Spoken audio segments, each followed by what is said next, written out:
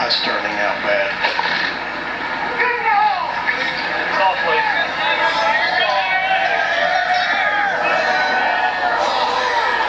Boy, that's just compounding his problems. Two perfect shots, Michael. You got me in the water on one and over the green on the other. He's taking Michael Gray.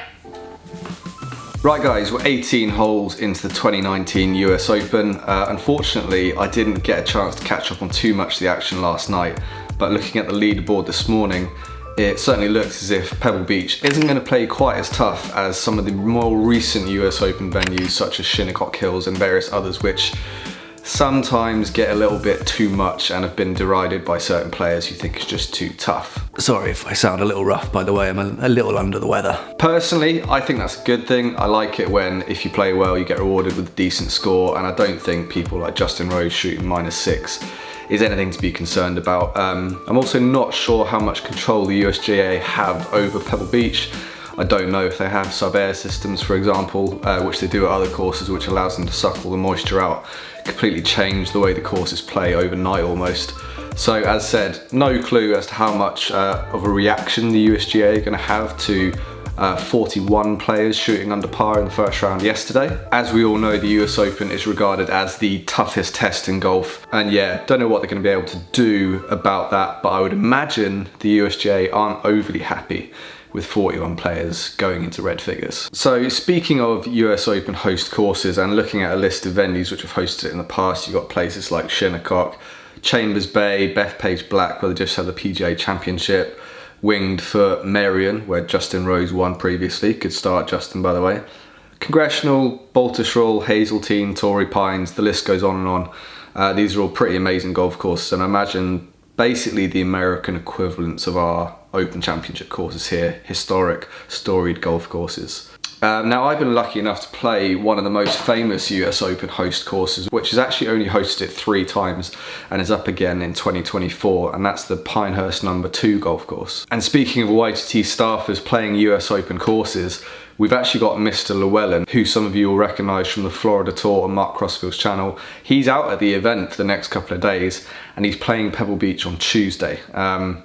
If they leave the course in its current form, its current shape, without doing too much to the rough or anything like that, I'm very interested to see what he will have shot by the end of Tuesday evening. I'd imagine it would be a fairly punchy number, no offence Mr. Llewellyn. But that got me thinking, how hard or how tough are US Open golf courses, and do we amateur golfers, amateur hackers like myself, have any clue as to how hard they really are?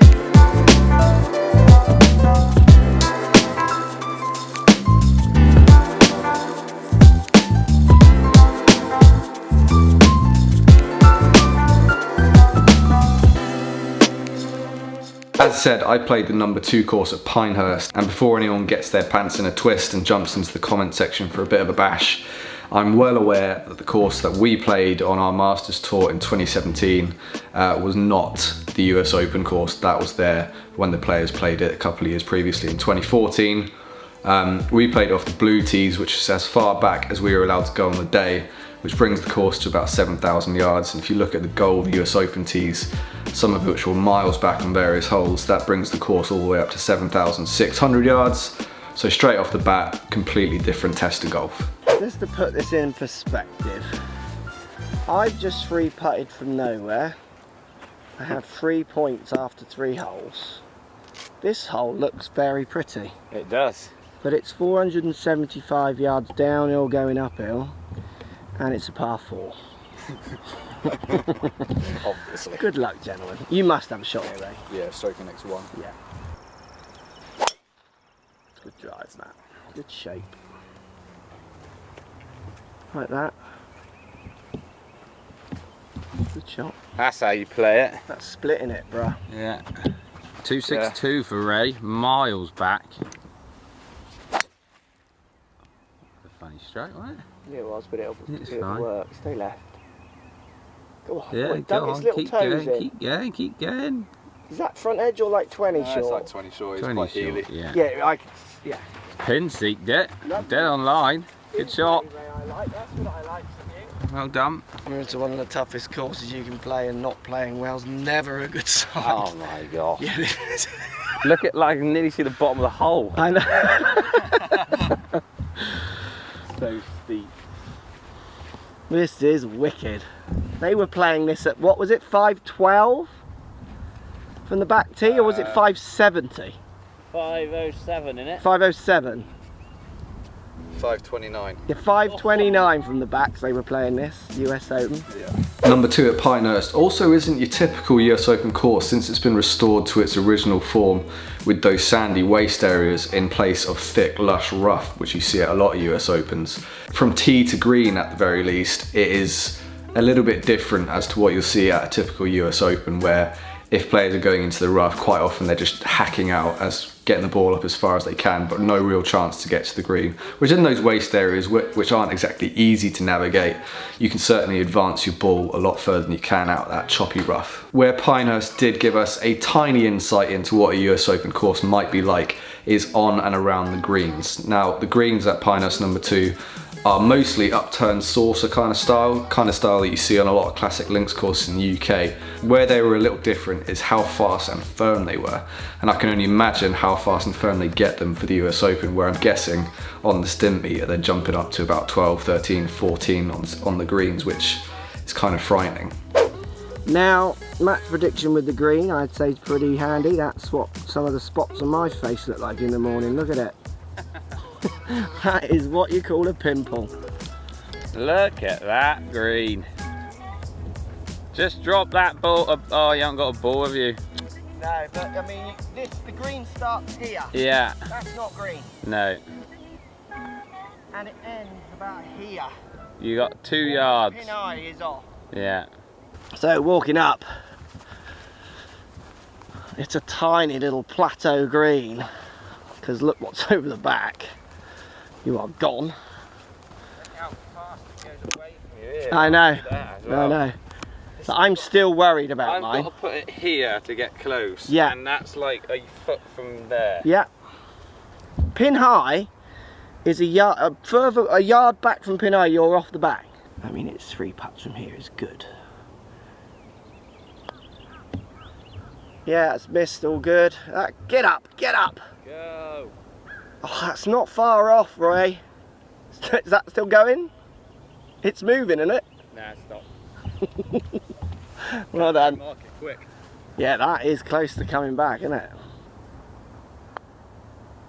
Oh my God. Get left. Yeah, that's fine. That's fine. Oh, this is Oh, tough. if that's like a foot further, that's pretty good, isn't Yeah, it? it is, yeah. I'll have mine left in, please. But even when we played at Pinehurst, they were fast and firm and they were tightly mown. They were very difficult to deal with. So it wasn't even just a case of hitting greens in regulation. You had to hit your approach shots into the correct portion of the green. Obviously, way outside my skill set in most cases.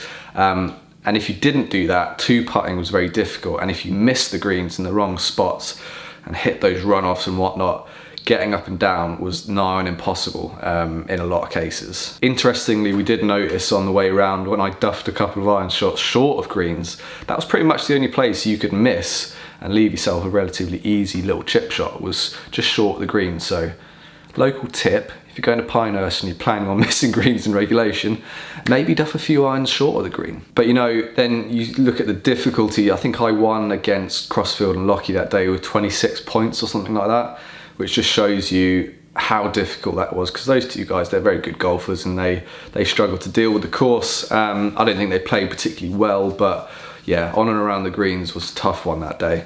So then you start adding 600 yards of extra length to that course and speed the course up a little bit, and all of a sudden the notion of even playing a golf course in US Open style condition is, yeah, I'm not sure we can really wrap our heads around it.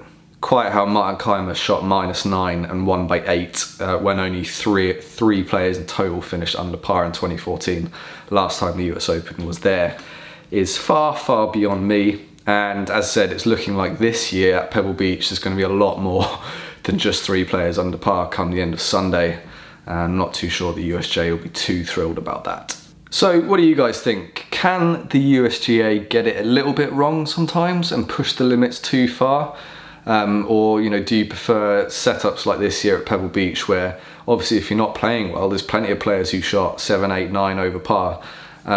You're going to get punished, but if you play well, you're going to get rewarded, just like Justin Rose did, shooting -6, Ricky Fowler at -5, Oosthuizen at the same score as well. What do you like to see out of the US Open?